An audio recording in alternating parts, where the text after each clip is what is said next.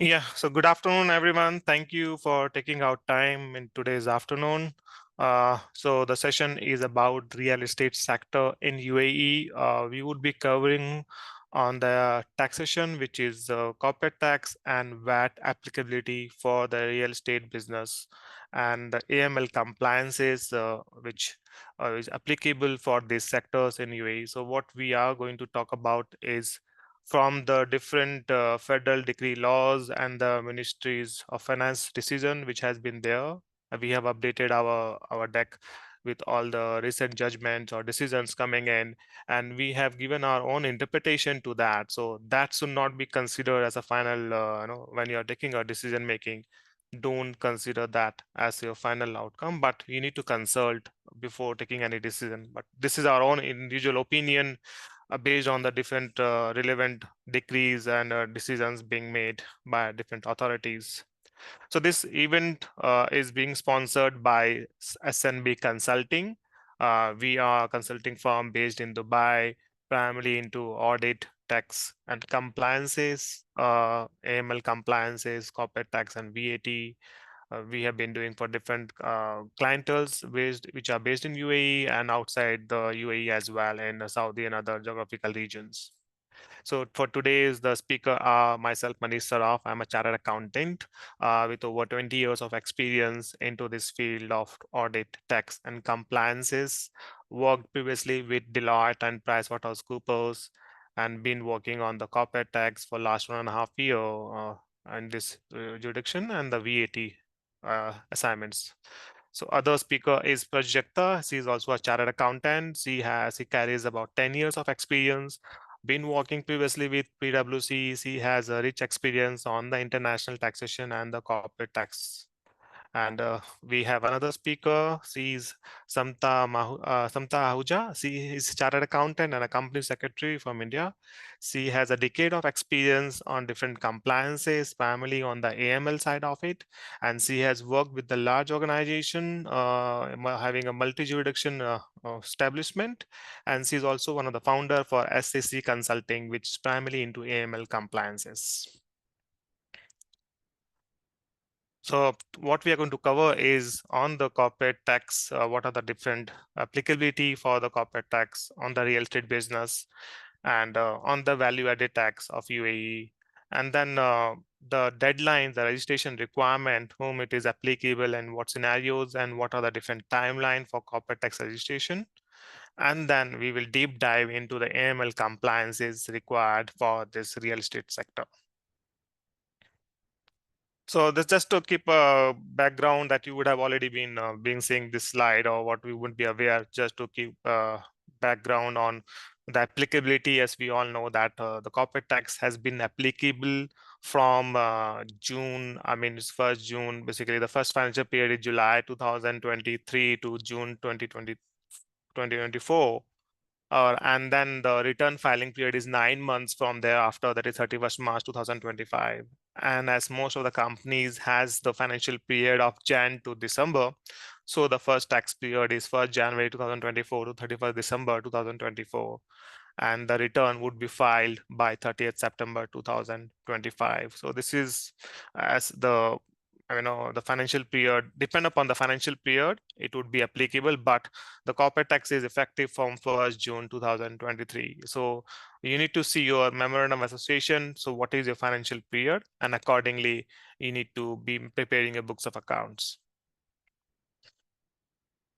And the tax rate which is applicable is, either it is a general category or a qualifying free zone.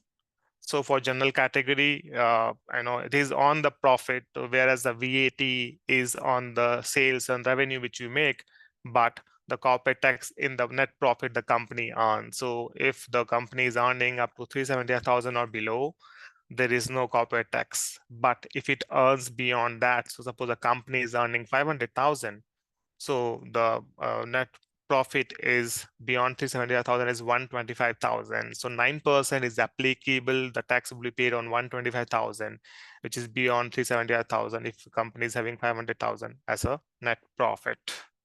And there are certain categories or qualifying requirement to be eligible for 0% qualifying income which are based in the free zone, but they need to meet those qualifying income criteria. That is something which we will take up in different session, which is a deep dive then. And there are within, even if it falls under the qualifying free zone criteria, they might be earning some non-qualifying income that ends up paying 9%. So now getting into this corporate tax for the real estate. So, I mean, as and when you have any queries, you can drop down your queries on the chat box and we'll address your queries after the end of the session. So you may come across certain queries which you might have it. So we want to make it more interactive, and we will discuss about your questions after the end of the session. So please drop down your questions on the chat box. So now, looking at the real estate business, it is the immovable property which is based in UAE. So as per the definition given under the corporate tax, or even for the same is applicable even for VAT, an immovable property is defined that if you own a land, and on that is under the immovable property, any building which you have it, whether it could be for commercial or residential purpose, that would be an immovable property, or even any fixture or equipment which make up so sometime it could be any kind of fixtures which is there attached to the land which cannot be moved, like you have an ATM machine or some kind of equipment which is installed and cannot be moved, that also become an immovable property. And commercial property as defined is any kind of business activities. So if a person is running a commercial lease, commercial rental for office purpose, then that is a commercial activity. Lease rent earned from for renting out to a business is a commercial business property. But those like which can be used for residence or even for hotels or motels, the bed, breakfast, service apartment, those are not considered under the definition of commercial property. Now, hotels, as we know that there are different hotels and motels simply which is supplying food and breakfast along with the residents. That is the motels, and then you have service apartment. So now the purpose, there is a logic behind defining this, because the tax applicability would depend upon whether it is a commercial property or a non-commercial property. So that we will look into in detail. Now, the broader category of taxable person from the corporate tax perspective, it is either resident person or a non-resident person. Now, resident person could be either they would have a presence in mainland, like Dubai or Sharjah or any of the Emirat, or they would have a presence in the free zone. Free zone could be a safe zone, or it could be in DMCC. So because the tax rate applicability would differ for a mainland or a free zone, depending upon the kind of business activities they are carrying out. And then it could be incorporated outside UAE. So suppose a company which is company A having a business in Oman. So then that they have a business setup there, but the decision making and the control of that particular business is done from UAE. The directors or the key management person are sitting in UAE, Dubai, and they're controlling the business of Oman. So that is also being taxable. Even that income earned outside UAE in Oman get taxed in UAE as well. But there is a tax credit, foreign tax credit provision, and then double tax duty avoidance agreement we need to see, because then they get a credit of whatever tax is being paid outside UAE. Then under the natural person, resident natural person is also taxable in UAE, provided he is carrying out any kind of business activities, commercial business activities, like someone who's doing a freelancing consultancy business. So he's going to be taxable, but we will see what is the requirement for them to be taxable. But if someone who's like a normal salaried employee, they don't get taxed. That is not covered as a taxable. Or even if he's doing a personal investment trading in the stock market, that is also not covered for the taxability in the corporate tax, because that doesn't require a license to carry out. And also, if you are owning a real estate business as a natural person and you have certain units and you are earning a rent, which we will talk in detail, because that is what we have today, the webinar specifically detailing down on that. So that does also, as an individual person owning a property and earning a rent, that doesn't get taxed until a time you don't require a license to carry out that activity. Now, for a non-resident, it could be a juridical person, a natural person. A juridical person is like, they are formally registered with a trade license and LLC company, which are juridical person. And so non-resident, that means someone who's based in India or Singapore, company which is incorporated in Singapore, having a business in UAE. So that become a non-resident for UAE. Now it could be operating through a permanent establishment in UAE. So permanent establishment means it is having a branch in UAE or some kind of fixed setup through which they are earning in UAE. Then they become a permanent establishment. So now subsidiary company having a trade license registered in UAE doesn't form a permanent establishment. Then it become a local resident because they are registered in UAE with a normal trade license businesses. So those person are even taxable, like having a permanent established in a branch of Singapore entity in UAE is a taxable person. Then deriving a UAE source income, that means they are having some kind of source which are generated in UAE. So a garment company based in India supplying those garments in UAE and dealing through different agents and earning income out of it. They might not have a branch or they might not have set up a fixed establishment, but there is an agent who is appointed to dedicatedly distribute that garments, or it could be an electronic item being supplied from Singapore or India, anywhere outside UAE that get taxed in UAE. And then another concept which has been introduced is nexus in the UAE. So the nexus is established. It has been specifically clarified by the decree decisions that nexus is established in case they have a immovable property and out of which they are making money, they are earning out of that immovable property. It could be commercial, residential, or whatever form it could be. Then the nexus is created for that, and then they become a taxable person in UAE, a non-resident. And a natural person who is basically deriving UAE source income. So any kind of, like, he is doing a consulting services in UAE, earning income from here. So that but there is a clause that, if they need to earn more than 1 million in a year. So if the revenue is more than 1 million for a natural person, an individual person who could be based in India or Singapore, anywhere, but earning more than 1 million, then they need to be registered, and then they fall under the taxability.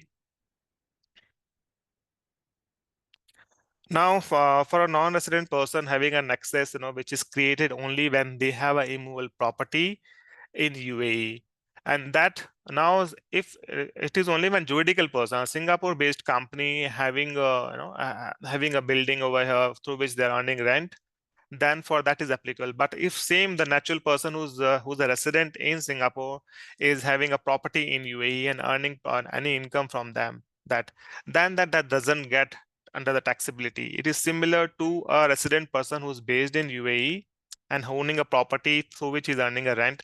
So as that is not, the taxability is not applicable to individual person based in UAE, similar provision is also being applied to any natural person who is not resident in UAE but is a resident of India, Singapore, any country, and owns a property in the individual name. Then any rent income earned by that individual doesn't get taxed, so it is not under the taxability.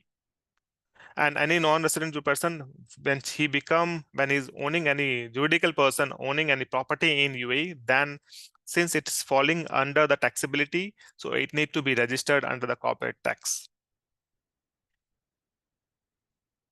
So now this is more elaborate that in terms of how the nexus is created. Like in property, it can be in the form of a land. He might own a land.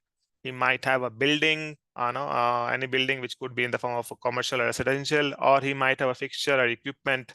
And as I was mentioning, like there is any kind of fixed equipment being installed, a machine which is installed and cannot be moved out. That also become a kind of immovable property through which it might earn a rent. Now, these are the different scenarios of example that has been given here. So if a company A is not established in UAE, owns a land, that could be, suppose it is a company which is based out of India, owns a land in the UAE and routinely rents out these lands. So the earning which it is getting from that rental income of that land get taxed in UAE. So it need to be registered in UAE for that. Similarly, a company M, which is a Singapore-based company, receives a rental income in respect of the building it owns. So there is a nexus being created. So any income earned on that in UAE will be taxed. And then another example is given is a company B, which is a bank in maybe Singapore-based bank, and it is only having an ATM machine being installed here. So now even that ATM machine, which is fixed in the land, cannot be moved. It is with that fixed machine also is earning income. So that also being the earning which you get from the ATM machine as a service charge get taxed in UAE in the form of a immovable property. That ATM machine, as because if you see the definition, a fixture or equipment which is make as a permanent part of the land, that itself. So under that definition, the ATM machine get the service income being earned on the ATM machine is a taxability in UAE. Now, if you see the taxability can be categorized for the real estate, it could be either a natural person or a juridical person. Now, a natural person could be a resident or a non-resident. Now, when a natural person is there, so for a natural person, there's no taxability till the time there is no license required for this activity. And it could be either a person who has invested in the property in UAE and who's a resident in UAE, and he's earning on the sale of the property he's making some profit, so that is not taxed because it is owned by the individual natural person. Even if he's earning a rent on that property, it won't be taxed because these are not the licensed activity, and this is applicable whether he is a resident in UAE or he's a resident of India, Singapore, any country. As a natural person, it is not taxed. Now, for a juridical person who has a like LLC company or LLC company which are registered in UAE, so the profit which they make on the sale or purchase of the property, it get taxed in the UAE. So the income earned on that will be taxable. And then even the lease rental which they earn get taxed in the corporate tax. Now, corporate tax doesn't define between your commercial rental income or a residential income. For like in VAT, residence rental income is an exempt category, whereas in the corporate tax there is no difference between commercial rental income or as a residential rental income. That will be as a considered to be an income for the business, and that get taxed when it is a juridical person, that is a registered legal company here. And similarly for non-resident also, as I have mentioned earlier, for a non-resident who is not based in UAE, a Singapore-based company has a property in UAE, makes any purchase and sale and earn any income from that get taxable in UAE, and even for leasing out of that, earning rent income, that also get taxed. Now, when we go for because if you see that only juridical person is taxable, so we further go detail on the juridical person. Now, juridical person can have property in the free zone or it could be in the mainland. Now, when it is in the free zone, because free zone has this benefit of qualifying, and he is making some qualifying income which is 0%, and even if he's holding some property, how the taxability will be there. So if we look at the free zone, it could be either a commercial property or a non-commercial property. So now when it is a commercial property, then if he's earning that income from the free zone person, that means a person has a property in DMCC and he has let out that DMCC property to a free zone person. That could be any, like it could be to the DSO, to basically an assess free zone, or any other free zone person in the DMCC. So income earned from a free zone person, that is a qualifying income, and it is 0%. Now, when this property is given to a non-free zone person, which is like a DMCC property, which is a free zone, and if he's rented it out to a Dubai mainland entity, any person of Dubai mainland or Sharjah mainland, anywhere in the mainland, then that person is not a free zone person, then the income earned is 9%. Now, with respect to the non-commercial properties, so non-commercial property, if you see below the note which I mentioned, is either it could be residence, hotels, or service apartment. So those which are not given for official use, for office purpose, those are straight away taxed at 9%. So even if a free zone person, if DMCC person is a free zone person, and he has let out his for residence purpose of a hotel apartment or service apartment, these are considered to be non-commercial property as per the definition. So those will be taxed at 9%. Now, when it comes to the mainland, so if he has a property in a mainland in Dubai, Sharjah, anywhere, commercial property, straight away 9%, even for non-commercial property, 9%. So there is no difference here for the corporate tax purpose, whether it is for residence purpose or whether it is for the office setup purpose, they are still be taxable at 9%. Now, this is basically just an overview. I mean, I would not be covering much on the qualifying free zone because that requires a separate session. But just to relate with respect to the real estate business, as I was mentioning, that a person who is based in the free zone, he could be based in DMCC or SAF zone or any free zone, and he's deriving qualifying activities income. So there are certain qualifying activities, and if those qualifying activities, if he meet the certain criteria, then he is 0%. But in case if the person who meets the qualifying free zone person criteria, but his non-qualifying income only pertains to the properties, then still he can be benefiting of the overall qualifying free zone criteria, that for some portion of his qualifying activity he will earn 0%. He will be taxable 0%, but with respect to the properties, it will be 9%. So as I mentioned previously, that I'll just go back on this. So if he's doing a business, if a free zone person, the MCC person is renting it out to any free zone person for the commercial purpose, then it is 0%. But if he's doing for other than person, that it will be 9%. That is, he's doing a residence, hotel, service, apartment, it will be 9%. So that's what we have mentioned here. So commercial property transaction with non-free zone person, with doing with the mainland or any mainland entities, then it will be 9%. And similarly, if he's doing for residence, hotel, service, apartment, it will be 9%. Now, the other certain transition provision which I want to take up with specifically pertaining to the immovable property. So as per the transition rules, like, your first year ending is 31st December 2023 and your opening is 1st January 2024. So what you need to be taking care of in your financial statement is the, like, your opening balances of 1st January 2024 has to be, will be the carry forward balances of 31st December 2023. But you need to do certain adjustments with respect to the financial assets, financial investments. Those we will talk about, what the adjustment need to be done, for your opening balance. Then also the second point is with respect to the arm's length principle. So arm's length principle is applicable where you have a group company transaction or related companies or connected person transactions which are there in the financials, how those need to be adjusted, considering the transfer pricing regulations, and arm's length principle has to be followed on the opening balance. And then the another clause is that anti-abuse rule. So since the law was declared on 18th October 2022. So any kind of changes which you bring in your financials, in your structure, to avoid the tax, you need to be careful, because all kind of changes which you put in place to benefit, like, the small business relief, you want to make a benefit of small business relief, you want to show some businesses below 3 million, some businesses above 3 million to avoid tax. So those changes which you bring in has to be justified with the commercial support, commercial reasons has to be there. So whatever changes you bring in, you need to be having a proper documentation so that it doesn't seem to be that you're avoiding the tax. So I will be in this transition, I'll specifically focus with respect to the immovable properties. Like suppose this is a balance sheet, how it looks like, you have your current asset and liability side. So on the asset side, you have property, plant and equipment, and we assume that this is only the immovable property. So I mean 31st December 2023, you have a balance of 720,000 as a immovable property value. So this is going to be your opening balance for 1st January 2024.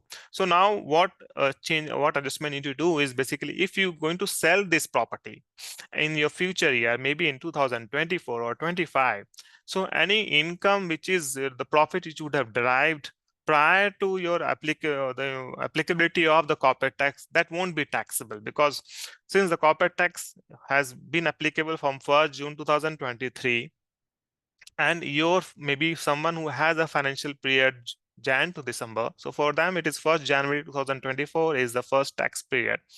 So his income profit made prior to that on selling this property or prior to 1st January 2024 will not be taxable. It is only after that. So I'll just show the example how it's. So, but the main criteria for this is financial asset liabilities or immovable properties which are there in your balance sheet as on 31st December. Those should be owned prior to first tax period. That means those should be there, balance should be there you should be holding those items in your balance sheet, that you would have purchased those items prior to first tax period, that is 1st January 2024. You would have purchased in 23, 22, 21, whatever period you would have purchased that, but it should be prior to that. You should have purchased that and should have been reported on historical cost basis. So there is no fair market value adjustment. It is on what book value you would have purchased, would have depreciated, and so reflected in your financials. So, it's basically talking about any gain and losses which you make. Suppose if you any gain and losses which you would have done after your financial period, first tax period, you won't be taxable. So this is an example. So suppose you have an asset which was acquired on 1st April 2020, or suppose 1,000, okay, and then the value of this particular asset on 1st January 2024 is 700, okay. So now you see that the after depreciation or whatever adjustment, the value of the asset net book value is 700 on 1st January 2024, which is the first tax period, the opening balance. Now the market value on 1st January 2024 of this particular asset is 1,500. Okay, so and you are selling this asset on 1st April 2024. So in the first tax period, you're selling it off for 2,000. Now, if you see the gain, the accounting gain which you will have is the book value, net book value on 1st January 2024 is 700 and minus 2,000 the sell value. So the total gain is 1,300. But you will not be taxable on this 1,300 total gain which you make it, but it would be only taxable on the differential value, which like the market value on 1st January 2024 of this particular asset was 1,500 and you sold it for 2,000 in April. So the 500 which is appearing is the difference between the market value on 1st January 2024 and then the sale value 500. So you would be only taxable on 500, not the 1,300. So the balance 800 is the income prior to your tax period. So that will not be taxable. So this adjustment need to be done. So in the accounting gain, you would have shown in your books, you would have shown a gain of 1,300, but then you will add. So basically, you're going to reduce this from the profit. So the balance of 800 will be reduced from your profit and to derive your net tax liability, to compute a tax liability on this. So any income prior to first tax period will not be taxable. Now, this was with respect to the corporate tax. I mean, I repeat again, so you can drop your questions on the chat box and we will take it up after the end of the session. Now, coming on the VAT on the real estate business. So, I mean, I still know that for the VAT purpose, place of supply is critical. And for the real estate purpose, for the real estate immovable properties, it covers the definition of supply is basically it covers either you sell that property or you buy that property or you lease out that property. The VAT would be that would be applicable. The VAT would be applicable, and we will see what rate it is. 0% exempt category, that we will see in detail. But yes, it is under the purview of VAT, whether you sell it or whether you lease out that property, and it has to be in UAE. So the property has to be in UAE. And then there's certain like supply of services related to that real estate property, like you have maintenance business being carried out. The place of supply is where the property is located, and when you have certain not directly related to the particular property, there could be some the workers working in that particular property and you supply the food, that is not with respect to the property. So that is the different rule applied to this. Now, looking at this, I mean, so property in UAE could be either a commercial property or residential property. So what is the applicability of VAT for the commercial property? So like as we see that it could be for office purpose or warehouse or clinics, hospitals, any kind of schools. Those are commercial property for business purpose. So on rent, what we earn, VAT is applicable here. The 5% VAT is applicable, on the commercial property. But now when you sell this property, the VAT applicability of 5% or 0%, we will see that whether it is applicable or not when you are selling this property. It depends upon whether that building is vacant. Now, when there's a vacant building, commercial building, and it is not being let, it is the lease rental is nothing is there, just a vacant property, and you sell it off, commercial property. VAT is applicable on the sale of a commercial property if it is a vacant property. Now, if it is not a vacant property and there is already a tenant staying in that in the property which is being used for the office purpose or warehouse, there's already, and that is getting transferred, yeah, selling with along with the tenant to the another third party, then for that VAT is not applicable. This is covered under the transfer of going concern, which we'll look at, why that is not applicable. The VAT would not be applicable in that scenario. And when we look at the residence is completely exempt. So, I mean, we have a residence unit or it is a service apartment or whatever being used. The VAT is not applicable. It is exempt category. Now, the difference between, if you look at, and then any supply of real estate in the designated zone. So supply means you are selling it off or renting it out in the designated zone. The VAT is outside the scope of the VAT. So any warehouse rent being earned in the designated zone, that is out of the scope of the VAT. Or if you sell off that property, it is out of the scope. Now, residence, if I talk about residence building, which is it could be a zero rated supply or it could be an exempt supply. Now, zero rated supply is basically when the residence is being handed over by the builder, within 3 years of completion to it's being sold off to any other person. Then that is a zero rated supply. Or exempt is basically when someone like I bought the property and I now selling it to third party. So the second supply, or if I'm renting it at the property, then that is an exempt supply. Now the difference between zero rated and exempt is that the VAT is applicable. The rate of VAT is 0%. So whatever input you would have incurred, like this particular case, when the builder who has constructed the property and he has sold to a particular resident in UAE. He sold that building to a resident in UAE. So now on sale the VAT is 0%, but he would have incurred on the construction of the building. So he would have paid for the raw material or whatever VAT would have been paid. But then since the VAT was paid and the supply is 0%, so he can claim that input.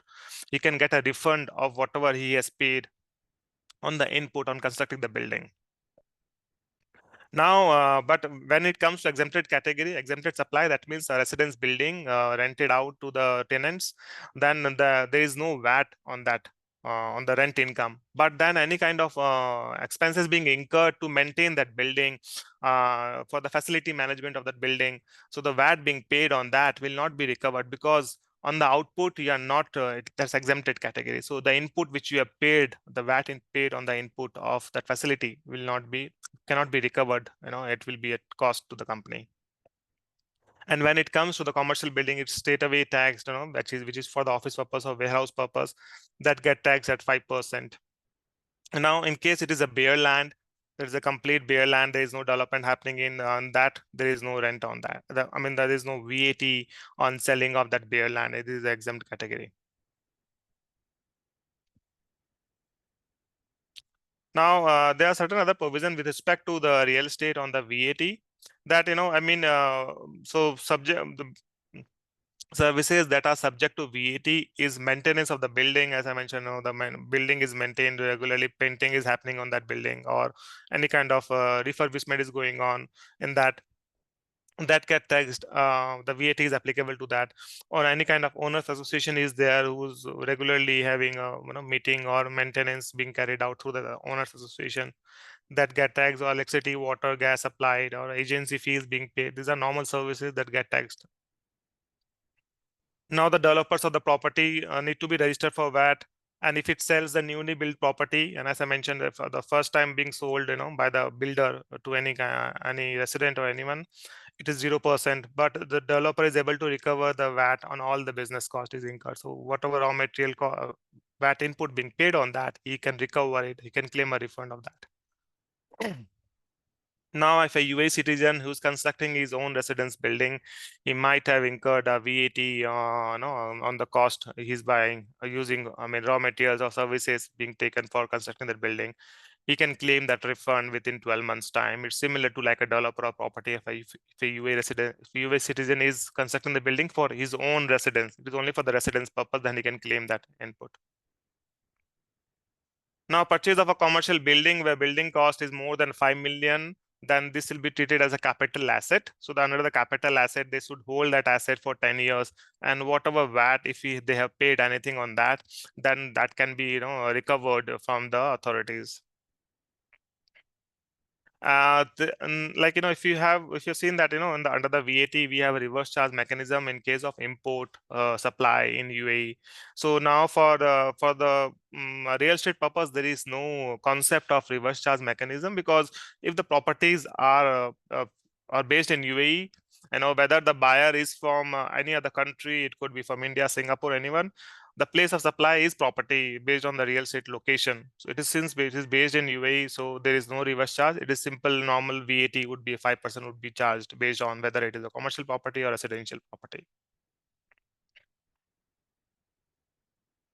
So as I was mentioning with respect to the transfer of going concern, the VAT doesn't apply, but there are certain criteria. So if someone who's having a commercial property, it was used for the office rental purpose or warehouse, and he's selling that property as it is along with the tenant or warehouse or the office rental to any of the third party. A is selling to B, along with the leases, everything is transferred. So this is a transfer of going concern. So the business, like this lease business, is getting transferred along with the property to someone.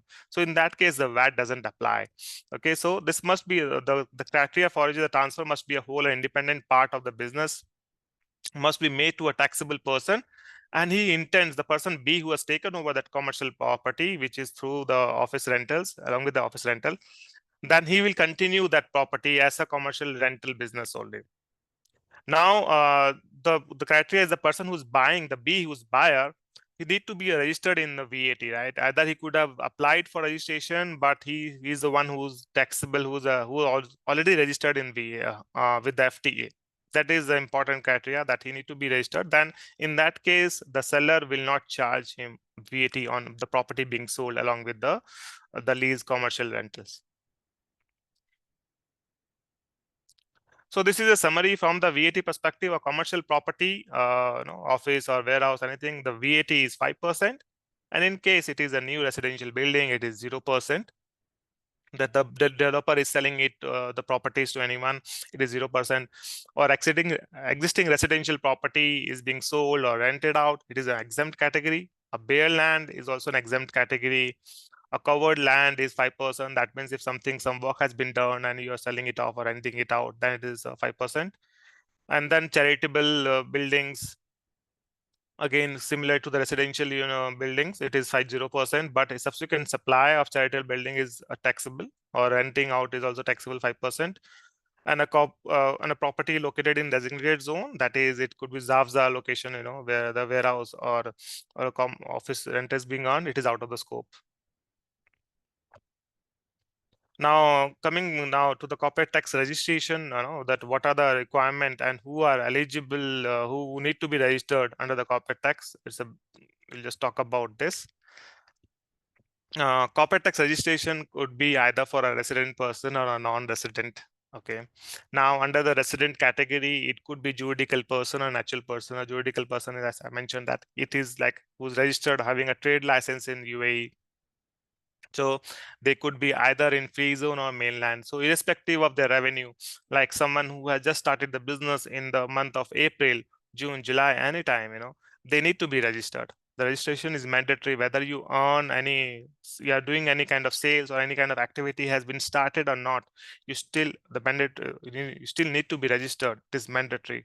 And even for you are going to claim a small business relief, like if your revenue is less than 3 million, and you at the end of the financial period, after when you're applying for, you're filing a return, you are going to claim the benefit of small business relief. But still, irrespective of a revenue, you still need to be registered, whether your revenue is less than 3 million or whatever.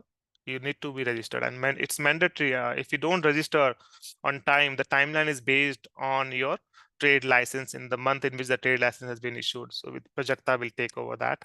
So if you don't register on time, there's a penalty, the fine of 10,000 dirham. So you need to see that what is your month in which the trade license has been issued, and certain criteria which we will talk about in certain next slides. And for a natural person, as an individual person who's having a business activities, like who's doing a freelancing or a consulting activities, and he's earning revenue of more than 1 million in a year, then registration is mandatory. So if someone who's as an individual natural person whose revenue is less than 1 million, then he need not be registration. Registration is not mandatory for him. But if his revenue is going to more than 1 million, he need to be registered. Then for a non-resident person having a nexus or PE, nexus we define that is having an immovable property through which he's going to earn a rent or whatever, registration is mandatory for him. And P, permanent establishment, a branch office, a kind of setup which is there in UAE through which he's going to earn income in UAE, it need to be registered. Now, a natural person, similarly, like a non-resident juridical person, a natural person who's based in Singapore, India, who's having a PE or deriving a revenue turnover more than 1 million, he need to be registered. Similar to natural person resident in UAE, where the turnover limit is more than 1 million, registration is mandatory. The same applies to a non-resident based in India, Singapore. They need to register in UAE if the turnover is more than 1 million. Now, as we are talking about the registration, I just want to clarify that there are certain exempted persons. So exempted person is that who will not be liable to pay corporate tax. Now, these are either could be automatically exempted. These are generally government entities or government control entities. So like RTA authorities, they are government entities. They will not be taxable under the UAE because they are the one who's providing infrastructure support and for the public benefit. Then exempted if notified to a Ministry of Finance, so which is basically extractive business. Those are into oil and gas refining, processing business. They are also exempted category. Exempted if listed by cabinet, which is qualifying public benefit entity. These are non-profit organizations, and ministry has time to time list out those public benefit entities. As those are qualifying public benefit entities, then they need not be they are exempted category under the corporate tax. They will not be paying corporate tax. But we will see even then, whether if even they are exempted, but still the registration for this, like exempted listed by the decision public benefit entities and approved by the FTAs are pension fund, because these are for specific purpose. This pension fund or security fund are for specific purpose. These are also exempted category under the corporate tax. And a qualifying investment fund, these are basically which are traded on the stock exchange. They are already regulated, so these are also under the exempted categories. And entities which are owned and controlled by the government, and these all exempted categories which are government entity, government control entity, or pension fund. So if these are being controlled by these government entities, then they also fall under the exemption category. Now, exceptions for the registration is a government entity and government control entity. They need not register because they're anyway exempted, so they need not apply for the registration. Or a person who's engaged in the extractive and non-extractive businesses, which are like oil and gas processing business, they also need not be registered. They need not to get registered themselves. And also, one other category is a non-resident person that derives only UAE source income and does not have a permanent establishment in UAE. Also need not be registered. So here, UAE source income means like he doesn't have any branch, a company based in India, doesn't have a branch in UAE, and is dealing he's trading in the electronic items through a agent, and who's supplying the distributing that electronic item to the mainland, free zone, anywhere, and earning income from that. So since it doesn't have any kind of a branch or setup, and then he's earning income from the UAE, it need not be registered. But a withholding tax would be applicable. So the income which is earned is taking from UAE, a withholding tax. But currently withholding tax in UAE is 0%. And he not be registered from the corporate tax purpose. Now, this exempt category, as I mentioned, about qualifying public benefit entity or investment fund or pension security fund or wholly owned entities, these are certain deadlines for them, by which they need to be registered. Now we have the talk about a corporate tax registration timeline for resident, non-resident, and based on the trade licenses, which Prajakta will take over now. So I invite Prajakta to talk about the different deadlines for the registration. Thank you, Manish.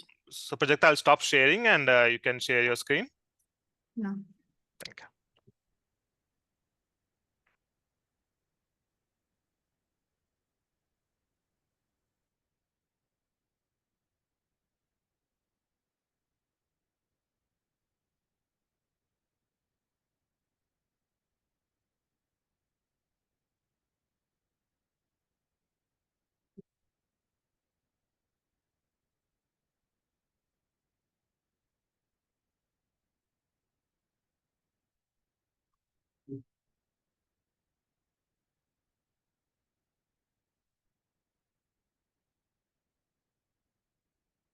Thank you, Manish. So yeah, the way Manish discussed that there are different types of, taxable persons, judicial person or a natural person. Depending on that, we need the next question is what is the timeline for such people to get themselves registered with the FTA under the corporate tax law. So in that also the FTA has issued a decisions which bifurcated into the two baskets, like one which has a license issued prior to 1st March 2024, and the ones which are after on or after 1st March 2024. So in case of a resident judicial person who is holding the license prior to 1st March 24, you'll have to see the month in which the license has been issued.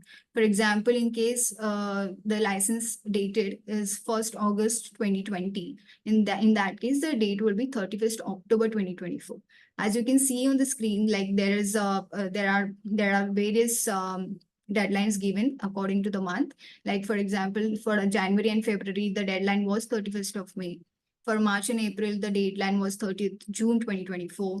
And now for May, it was 31st July 2024. So you will first see the license issue month. Accordingly, you will have to file your corporate tax registration application. So the catch point here is that you have to submit your corporate tax registration application with the FTA. For that, this deadline is been given. So sometimes FTA takes time to approving this registration, depending on the documents or the information which you have submitted with them is complete or not, because there are certain scenarios where your trade license might be expired, or there are some key person details are pending, or you need to submit your like the people who are the owners holding more than 25% of the shareholding. So depending on various scenarios, the FTA will check the application and they might come back to you, but you need to make sure that you submit your application at least before these deadlines. So as I mentioned that if your a license has been expired, still you need to see your original license issued month, and accordingly you need to identify the deadline for yourself. And if you're holding more than one license, then the earliest issuance date will be considered for the purpose of determining the deadline for city registration. Now, moving to the resident judicial persons who are incorporated or established on or after the 1st March 24. Then the timelines are like if you are incorporated under the UAE legislation itself, including the free zones, the deadline for you will be the 3 months from the date of incorporation. And the entity which is established or incorporated in foreign jurisdiction. For example, it's a Singapore company, but getting effectively managed in UAE, like their management is sitting in UAE. So it will be termed as your POEM, the place of effective management is in UAE. So then the deadline will become the 3 months from the end of your financial year, the financial year, whichever, which you're following. It can be Jan to December or April to March. The example which I've given it here is like if you're following April to March financial year, and your date of incorporation is 15th April 24, then the due date will be 30th June 2025, because your financial year will end on March 25, right? Now moving to the non-resident judicial person who has become a taxpayer prior to 1st March 2024, depending on the criteria which Manish has discussed already. Like if you have a P in UAE, then the deadline becomes the 9 months from the date of the existence of permanent establishment. Once you identify that, yes, the permanent establishment exists in the UAE, then you will have to submit your tax registration application within 9 months from that date of existence. And the person who is having a nexus in the UAE, like he said, that once you identify there is an immovable property in UAE from which the company is earning the rental income, the moment you decide, like the moment you identify, okay, there's a nexus in the UAE, then 3 months from 1st March 2024 to like you will have to submit your registration application. So in this case, the due date was 31st May 2024. Now, non-resident person who is a judicial person and you become a taxpayer on and after 1st March 24 basis the which once you identify you have a permanent establishment in UAE, the deadline will be the 6 months from the date of existence of your permanent establishment. And in case of a person who has a nexus in UAE, the deadline will be the 3 months from the date of establishment of that nexus. So there are scenarios where any non-resident person can be, having a both, like the P and the nexus in the UAE. Then the earliest of these two deadlines will be the deadline for you to submit your tax registration application.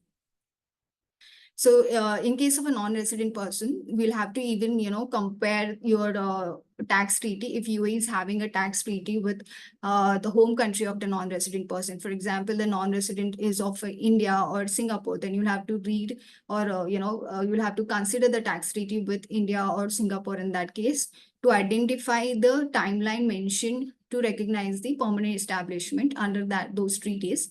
And in such scenario, if the duration which is mentioned in the tax treaty is different from the timelines mentioned over here in the under the corporate tax law, then the provisions of those tax treaties will prevail. Now moving to the natural person, a resident natural person. In case of in that case, you'll have to see, are you conducting the business or business activities in the UAE? If yes, then the threshold you will have to secondly check that are you crossing the threshold of 1 million dirham in a calendar year? If yes, then the deadline will be 31st March of the subsequent calendar year. So this is applicable from the 2024 because this will be the first calendar year in which any natural resident person will have to, take care of if they are conducting any business in UAE. So in that case, the 31st March 2025 will be the due date for submitting the corporate tax registration. In case of a non-resident person, who is a natural person, and they are doing, the activity in the UAE and which is attributable to the permanent establishment, and you are exceeding your turnover 1 million dirham in that calendar year. So then the due date becomes 3 months from the date of meeting those requirements, like you become a subject to tax in the UAE. So the due date will be the 3 months from the date of becoming subject to tax. As Manish, mentioned earlier, that if you're earning only state source income, and you do not have a nexus or a P in the UAE, in that case, you are not required to register, but withholding tax will be applicable, which is currently 0%. And in case you, this condition is applies to both, be it a natural person or a judicial person. If there is only state source income, withholding applies. There is no requirement to register with the FT. But after, considering all these deadlines, if you fail to, submit the registration application, then there is a penalty of 10,000 dirhams on each taxable person. So you will have to make sure that at least we submit our tax registration application so that you are, you are not facing these penalties. So these are some, examples we have taken. The case one is like Mr. A, who is a natural person and he's a shareholder in a UAE joint stock company, and he's not conducting any business from the UAE. In that case, whatever the income he'll be earning, that will be in the capacity of a personal investment income. So that is not taxable, and they are not required to register themselves under the corporate tax with the FTA. The case two is Ms. B, who develops the accounting software in her home in Sharjah and starts selling the licenses to the company. So this is a business activity, and she's earning the total revenue of 1.2 million dirham in a calendar year. Because it is now exceeding the threshold of 1 million dirham in a calendar year, and she is doing the business activity, so she is required to register herself with the FTA. If she's doing this activity in 2024, as I mentioned earlier, the deadline will be 31st March 2025, like the 31st March of the following year. The case three is like example third is company L was incorporated in the UK on 12th December 23, and they purchase a commercial property in the UAE on 7th of April 2024 and enters into a lease contract, like they are giving it them on the rent to the various tenants on the same day. In that case, because the company L is a non-resident judicial person and has a nexus in the UAE, they are required to submit their, corporate tax registration application within 3 months from the date of establishing this fact that they have a nexus in the UAE, that like by 7th of July. From 7th April, you will have to count the 3 months, and then by 7th of July, you need to submit your corporate tax registration application with the FTA. So we have seen our, clients where they face issues even if they have submitted their corporate tax registration on time. That it takes time from FTA side to process it, but at least you are submitting your application, so you are safeguarded from the penalty. And in case of corporate tax, you need to see like for all the judicial person, you are required to submit your corporate tax registration, even if like there's no taxable income or not, that you don't know right now, but it's mandatory for all kind of taxpayers to get themselves registered with the FTA, so to avoid the penalty. This is a little bit different with respect to the VAT, because VAT considers your turnover. Here it is taxable income is considered while computing your tax liability, but the registration is mandatory for most of all the cases. There are a couple of like 1 or 2 scenarios where you'll be falling into those exceptions, but you make yourself aware that registration is mandatory, so that you are not facing those penalties in terms of failure to submitting the corporate tax registration. Yeah, now moving to the AML compliance.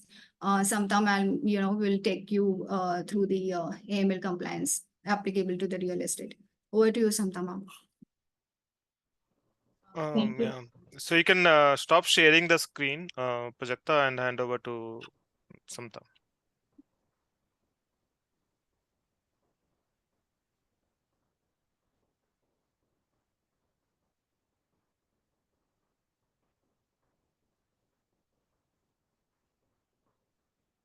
So all the participants, I request you to put up your questions on the chat box, and we will address it after the end of the session. So I think you can see my screen clearly. Yes. Okay. So we are going to talk about on the anti-money laundering compliances, and as this session is for the real estate and agents and brokers who are completely covered under the requirements for the AML. And as we all understand that the real estate is one of the very highly vulnerable area to money laundering, and that is because of multiple reasons, if you ask me. One of the major reasons that this particular area is prone to or vulnerable to money laundering is because of amount involved in these transactions. That is why I will request each participant to be very conscious about every understanding, and please raise your questions as Manish is also asking for it. Secondly, we are going to cover this particular concept with the help of the conceptual knowledge with the examples. And if there is any, as we are mentioning a few names in the example, it is just for the reference of the name, no other purpose or no other intentions behind having those names. It is just a coincidence if it matches with something else. So yes, we will start with the first thing is what is the concept of the money laundering? Because to make yourself aware of the concept relating to the anti-money laundering, you first understand what is money laundering all about, so that you can become expert in analyzing these areas when you are dealing with your customers. As the word laundering indicates that laundering is happening when something is not clean. Laundering is happening when something is dirty. So when we are saying the word money laundering, it is the concept taken from the concept of the laundering of dirty things. It means money laundering is the concept where the person do not want to share the original of money from where he has obtained, and that is because he must have obtained these resources from the illegal activities such as drug trafficking, corruption, embezzlement, or other criminal enterprise activities. And the intention is very clear of such people that they do not want you to tell you why they and from where they have obtained this particular basically money.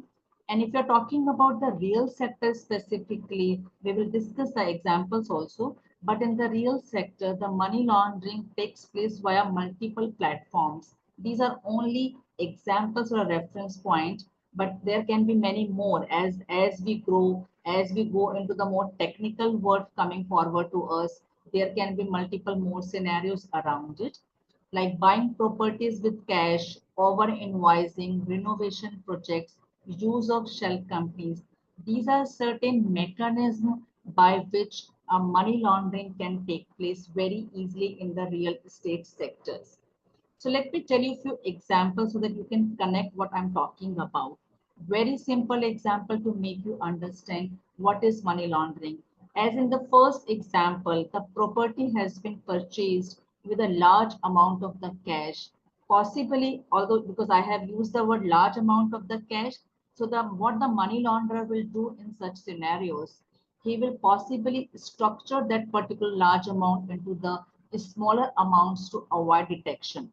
So because cash transaction makes it very difficult to trace the source of the fund, it allows the buyers to integrate the illicit money into the financial system. Very common and very easy way to launder the money. Example number 2 says that a criminal buys a property worth $1 million but falsely reports the purchase by $2 million. It means he has overvalued the property, inflated the price to accomplish laundering the differences. This can be done by overvaluation. This can be done by the undervaluation also.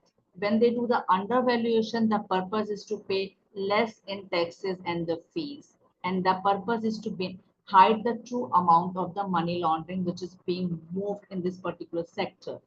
Let me tell you what is the third example around it.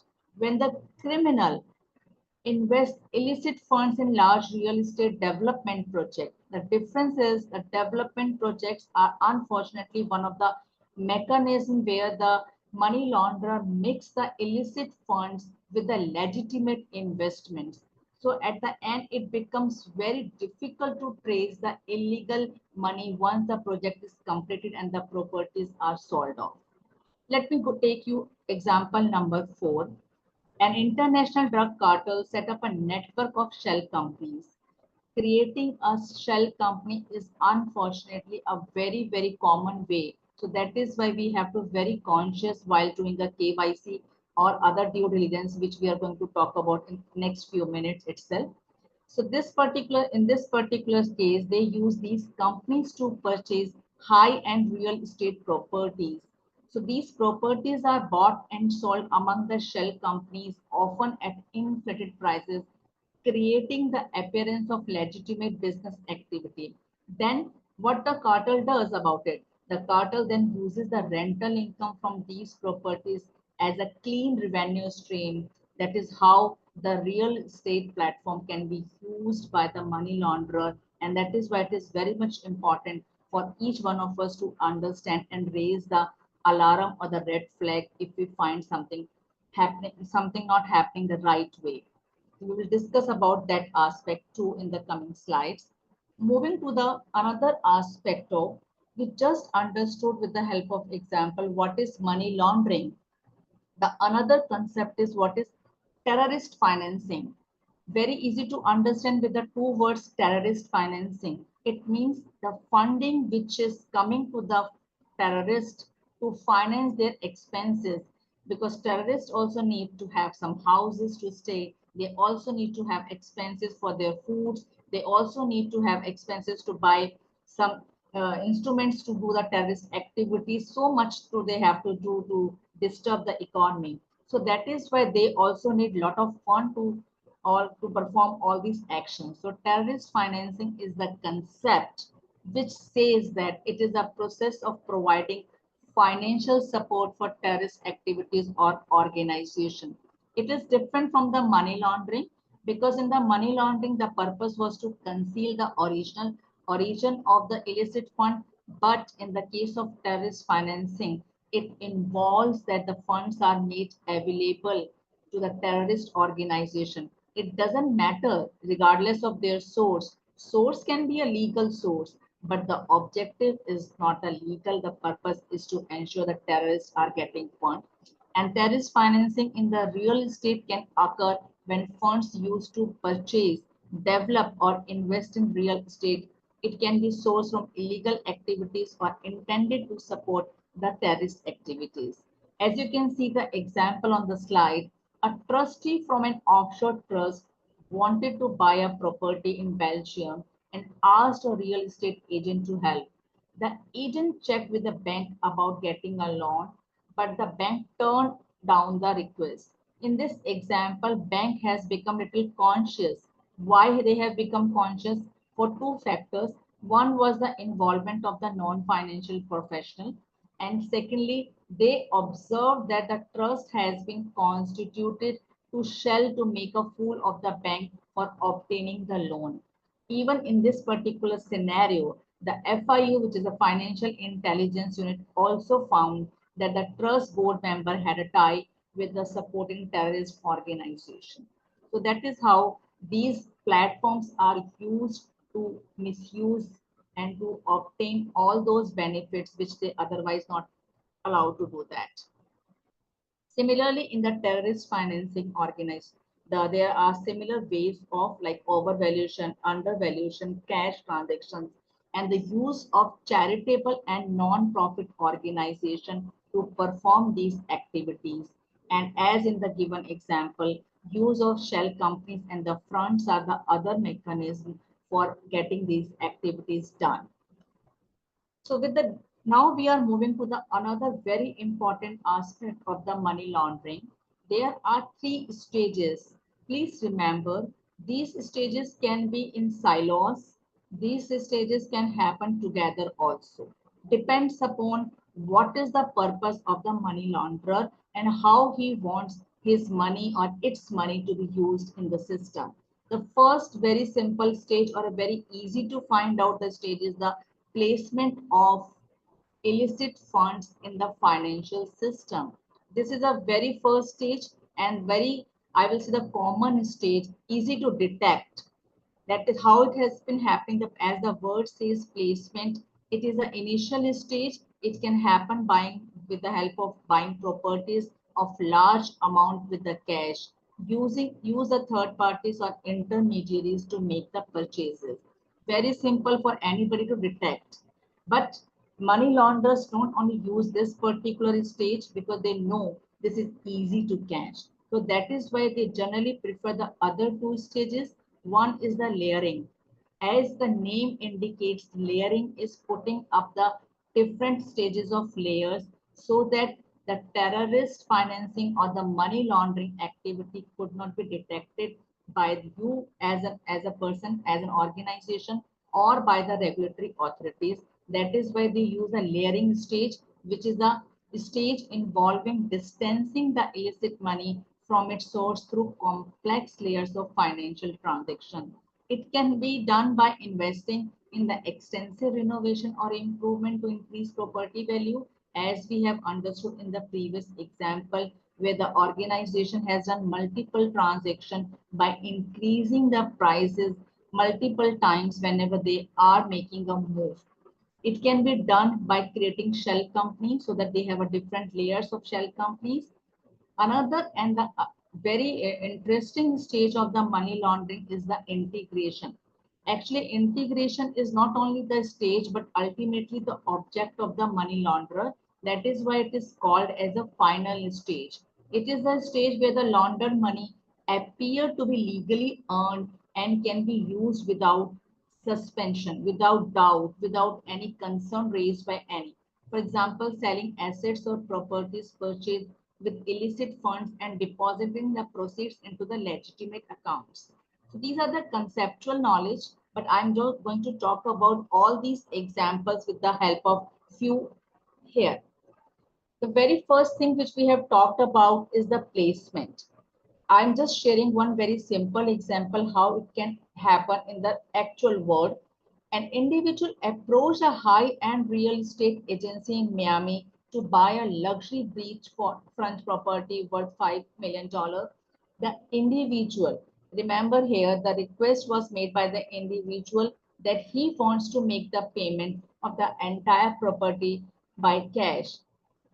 The real estate agent, he was really very eager to close the high value deal.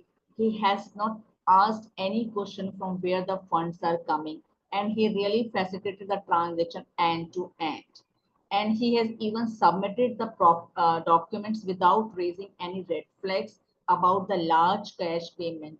But when the financial regulator were conducting a routine audit, they found that the individual was linked to a network involved in the financing of terrorist activities, and the cash which was used in the property purchase was traced back to the illicit sources, demonstrated how large cash transaction in the real estate can be used to launder money and fund terrorists without initially raising any doubt.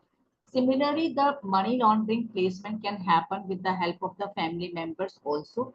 As you can see in the second example, the person has not purchased the property in his own name, but he has purchased the property in the parent's name, and that property has also been purchased via mortgage. After purchasing the property, he has paid off the entire amount in less than 6 months, because that was the end result. He wanted to use the black money so that he can escape and he can show that to the entire world that the property has been bought by his parent, and he can just run away from the misuse. These are few examples around the layering. I will just read out for your reference that Mark, an Asian international, purchased a piece of real estate to start a new restaurant. He financed this purchase with a mortgage from a bank A. In this example, as we have seen in the previous example, the person has used his family to buy a property. In this example, the person has purchased a restaurant over a mortgage. In this case, he has used his wife account. And but in why he has put a layer? Because here the property has been used for the purpose of purchasing the restaurant, and it is a commercial activity.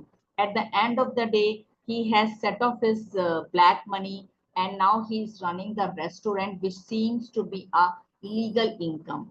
Similarly, there is a high usage of notary's client account, or the lawyers are used for the purpose of putting up multiple layers, as you can see from the example number 2 and 3. In the example number 2, the company has used notary's client account for the buying the property, and that is why they put up certain layers. They have not come out very clearly by themselves. The company has used notary's account to buy a property, so they have put few layers so that the regulatory authorities cannot reach to him.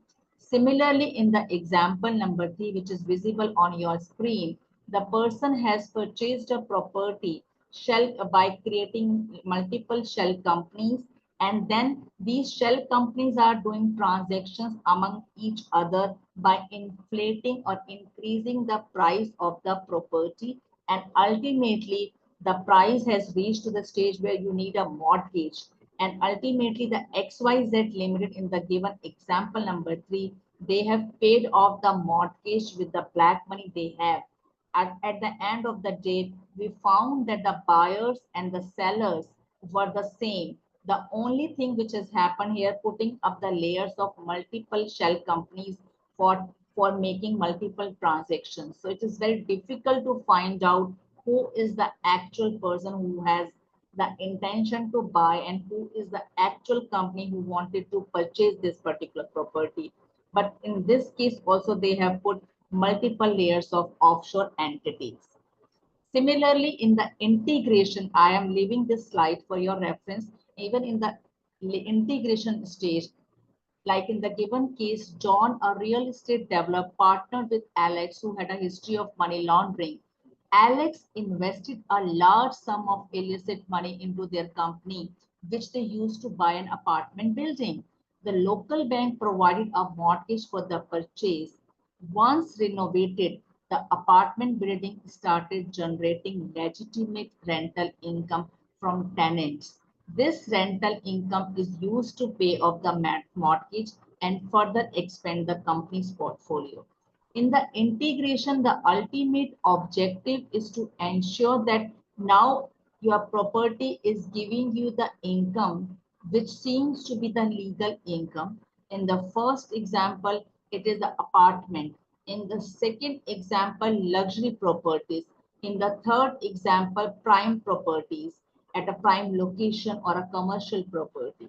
So all these three examples are where we are talking about of the integration. The ultimate result is that you have created the property with the illegal resources, but when your property is starting generating the income, it appears to be that it is a legal income, and that is what the integration. Now, what is anti-money laundering? Anti-money laundering is the concept because you have to ensure that your organization, your company, you are not becoming party to the money laundering. You are not the one among who is supporting the terrorist financing. So here is the concept of anti-money laundering. It refers to the regulation, laws, and procedure which is implemented to prevent criminals from disguising illegally obtained funds. It can be your policies, it can be your processes, it can be due diligence, which we are going to talk about very soon now. So as a broker and the real estate agents, as you are covered under the definition of DNFPP, all these points which we are talking them is your responsibility. So make sure you have a process around identifying and assessing money laundering. You have a process around establishing, documenting, and updating policies. You have an adequate risk-based customer due diligence processes and ongoing monitoring procedure. AML is not a one-time activity. It is an activity where you need to involve on a regular basis. Identifying and reporting suspicious transaction is one of your responsibilities as expected by the financial regulators. It is also a responsibility of yours to putting in place an adequate governance framework for AML and CFT. An important aspect out of it is including the appointment of AML and CFT compliance officer. These are the few elements or a very critical elements of the anti-money laundering. One is to frame AML policy. Please ensure that your policy is complete in all the respects. It has all the regulation which is expected by you, including the processes around customer due diligence, risk assessment, KYC verification, enhanced due diligence, suspicious transaction reporting, and so on. A policy cannot be just a tick a box exercise. It has to be drafted to ensure that your policy is adhering to the AML regulation and federal law. That is what a basic document to ensure that you are supporting AML framework. In that, you should have a customer due diligence. Customer due diligence is basically a concept that you know your customer. You are aware of with whom you are dealing with. That is why it is very much required to lay down and rating the customer based on multiple parameters, which includes from where the customer belongs to, what is the purpose of the purchase he or she is getting involved in. That is why it is very much required that you should do a risk assessment or based on all the parameters of the customer due diligence, identify what is the level of the risk your customer is giving it to you, whether it is a low risk or whether it is a high risk. If it is a low risk, it is okay. We can just do the SDD, which is simplified due diligence. But if there is any parameter which is raising an alarm for you, where you are concerned about that, you are not satisfied, maybe we will talk about with few example. In that particular scenario, please ensure that you are not only dependent upon the simple due diligence, you have to do the enhanced due diligence. So these are the very important elements of any anti-money laundering framework, which is expected from the real estate and broker side. That is why we are talking about. So AML and TF policy provides a structured approach in identifying, managing, and mitigating the risk associated with money laundering and terrorist financing. Make sure your policy is taking care of regulatory compliances. Make sure it is having all the element of risk management and it covers every aspect to ensure that you are legally protected to safeguard yourself. So customer due diligence has these few important elements, which is identify your customer, do the profiling of your customer, ensure that you have done the risk rating of your customer, you are monitoring your customer on a regular basis, and if required, you are conducting an investigation. And most important is that please maintain comprehensive record of all your CDD processes and decision. Very, very much important thing that your documentation should be strong enough to justify that you have done a justification in the AML compliance framework. Risk assessment depends upon multiple parameters. If your business which you are dealing with small or simple and you are dealing with the customer which is not raising any, giving you any alarm, please classify that particular customer as a low risk customer. But if it is a bigger or more complex business, if it's a diverse range of customer, if it is a politically exposed person you are dealing with, if you are dealing with the customer from a high risk jurisdiction, you have to categorize that particular customer as a high risk customer where you need to take approval from the senior management also. So these are the KYC, which is know your customers. You have to do the KYC at the time of customer onboarding. Please ensure you are obtaining all the basic documents, which you should have name, address, etc., which is there visible on the slide, which is there. Please obtain valid Emirates ID or the passport copy. But if the person is not a natural person, he's a legal person, please ensure you are obtaining all other documents, including trade license, article of association, memorandum of association, register of beneficial owners is very, very critical, because at the end of the day, it is very much important for us to know who is the beneficial owner in the case of the legal person. Ensure that you are doing a screening against sanction list. If it is a politically exposed person, make sure it's the classified as a high risk customer. I'm not saying it is always a high risk. We are only talking about the classification factors. And please do the screening against the adverse media. As I talked about, maintain the records of all documents relating to the transaction at least for a period of 5 years. And if the customer is a high risk, please collect additional details, information, and perform thorough checks. And as I said, it is not a one-time activity. Please continuously monitor customer transaction, and if required, please update the risk profile as necessary.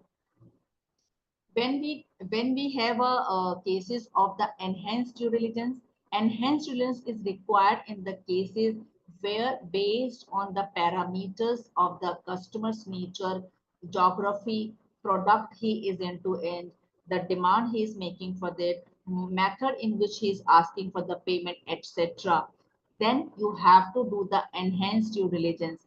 These are the few elements you have to perform in addition to the simple due diligence, like source of funds, identify the information with control over the customer, occupation or type of the business.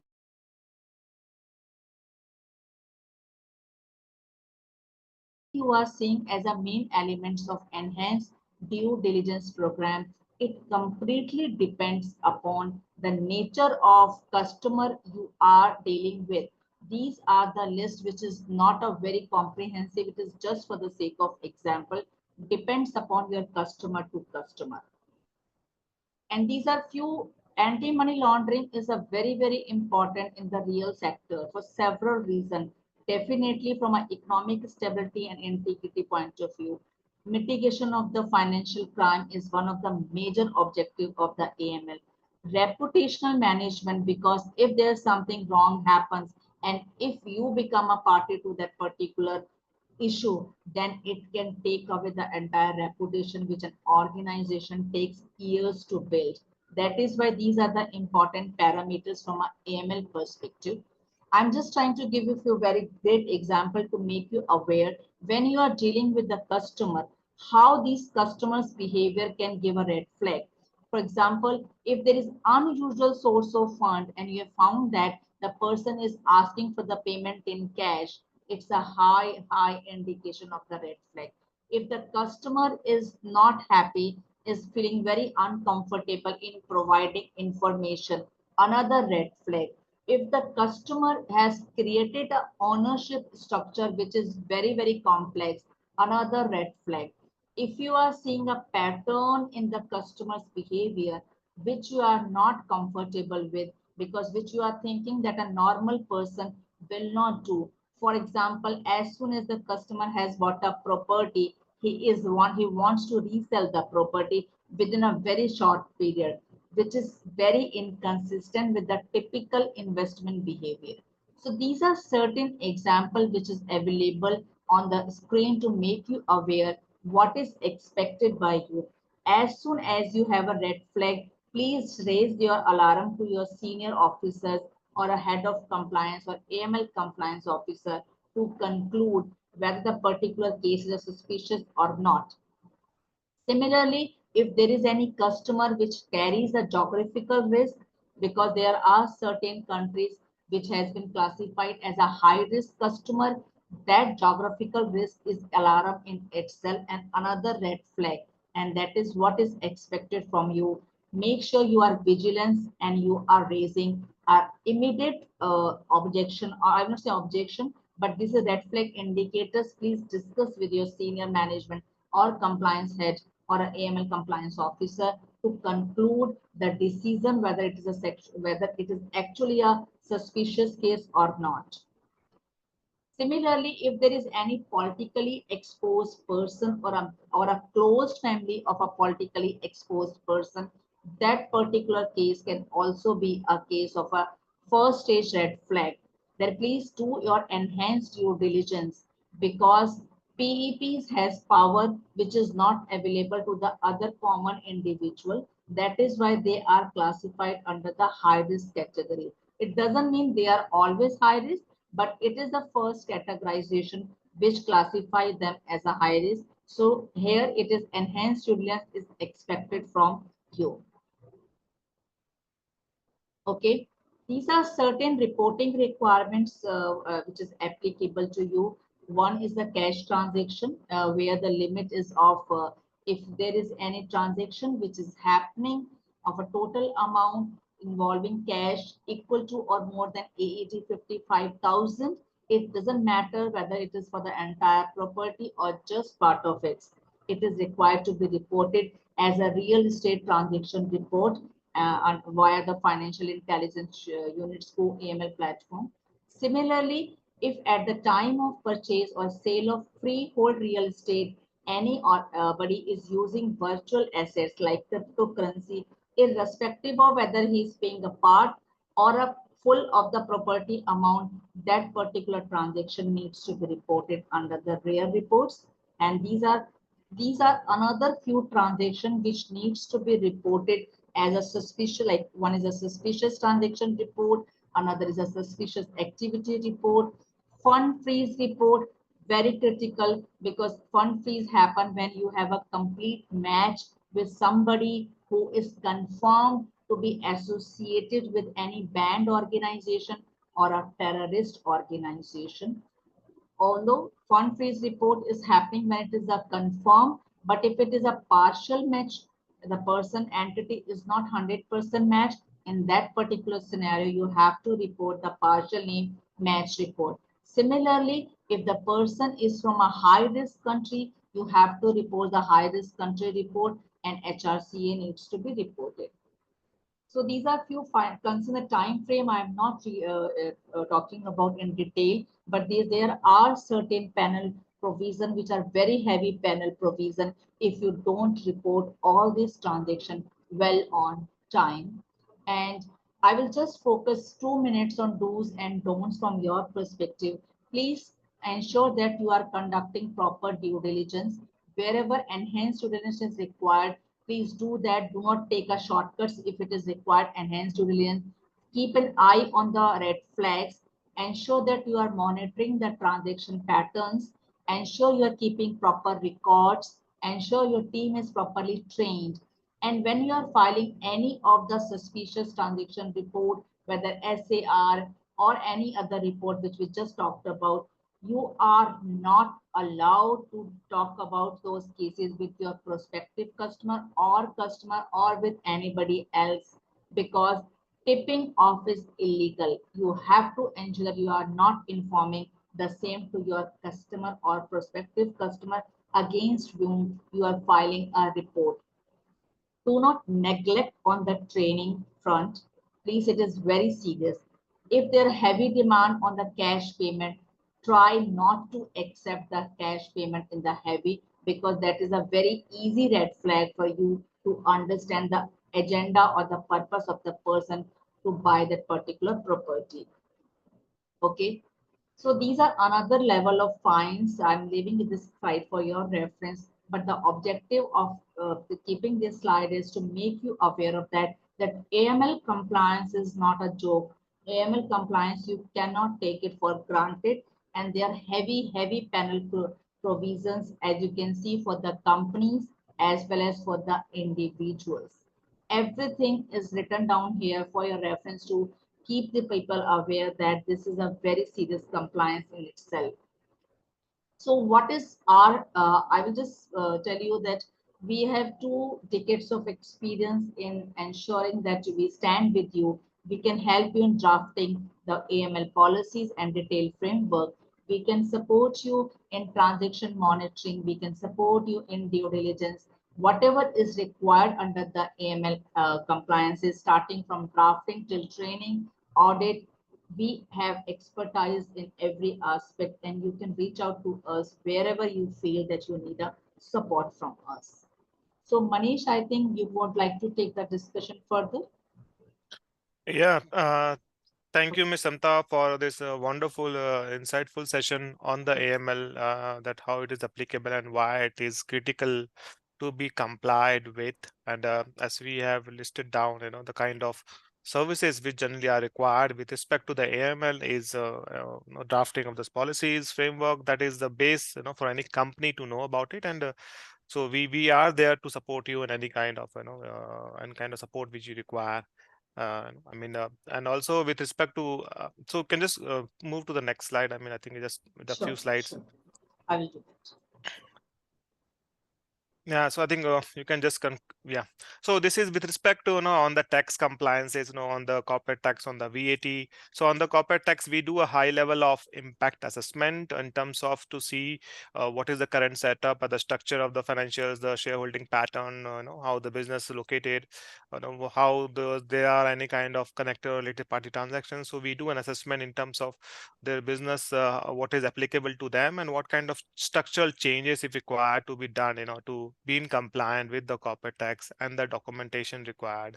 So we will help out because there are certain changes might be required in the chart of accounts because certain deductible, non-deductible expenditures, and also from the VAT perspective also. So whatever you are doing, you want to have a due diligence review to see how much you have complied with, in terms of different provisions of the VAT, to see whether those transactions which are there are properly recorded and are the VAT being charged and those are being filed in the return properly. So that due diligence also we carry out to help you to assess in terms of your current status on the VAT side as well. And on the city registration, of course, corporate tax registration, as Prajakta has listed down the different deadlines, the requirement, and it is mandatory for each and every trade license registered entity in UAE to be registered, and if they don't register on time based on the trade license date, month in which it has been issued, you end up paying fine. So you might think that you have a deadline to register by December, but what we have seen in our clientele is that we applied for the in one of our clients, we applied for registration in the month of January 2024, and he received that registration in the month of June. So it took 6 months, but average timeline is 4 weeks, 3 to 4 weeks. But because for the corporate tax registration, you need to update your records, your shareholding, your in the FTA portal, there's certain updates has to be done, and which might take time, and that's the reason it may extend for a certain period of time. So you may think it will be done in 3 to 4 weeks, but it may extend. So it's better to apply as soon you have a trade license, get it registered at the earliest, because there could be certain queries which could be put up by FT and it may take time. So apply at the earliest you can do it.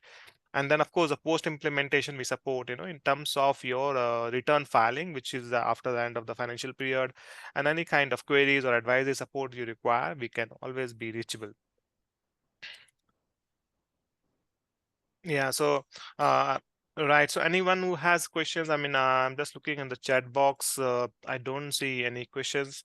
But we are always there. Our number is shared on the last page. Can you just Ms. Samta, I can just put on the last page. We have our contact number here, so you can reach out us, and we would be happy to help you. And we can also share this presentation, this deck, to each of you. So, like, you can just post your email IDs if you have not already registered on the link. So you can post your email IDs, and we will email this presentation to you so that you can refer it later on. And we're happy to help you in any of those your business scenarios, whatever you have. You can always get in connect after this webinar, and we can guide you through. So great. Thank you for being present today, attending the session, because we need to be aware of different compliances which are coming in. And then if you don't do that timely compliances, we end up paying fine or penalties. So better we are just be aware, and I hope today's session we help you to develop some bit of understanding on this particular aspect of taxes and AML compliance. And I think Prajakta and Miss Samta has did a wonderful sharing of their knowledge on this, and we are there to any kind of support you require from us. Thank you, Ms. Madeline, for sharing your email ID. We will share your this PPT.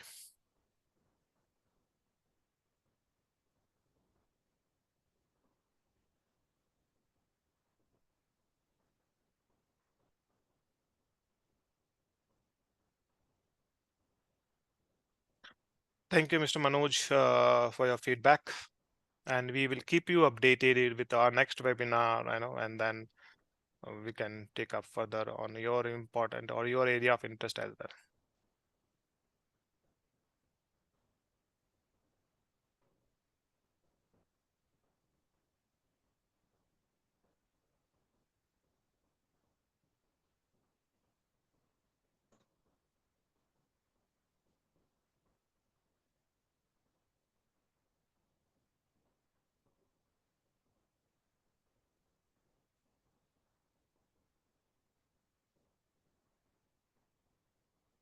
So thank you, whoever is sharing their email IDs. We will send this deck for your information for reference later on.